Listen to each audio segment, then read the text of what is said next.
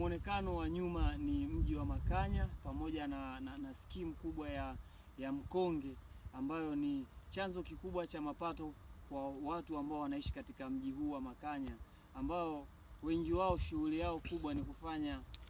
kazi katika skimu hii kubwa ya mkonge iliyoko hapa. Na skimu hii ni chanzo kikubwa cha mapato ambacho kinapatikana katika wilaya hii ya Same, hasa katika tarafa hii ya Makanya. Na unayoiona hapo nyuma ni barabara ambayo ni kiunganishi kikubwa cha miji ambayo inapatikana kaskazini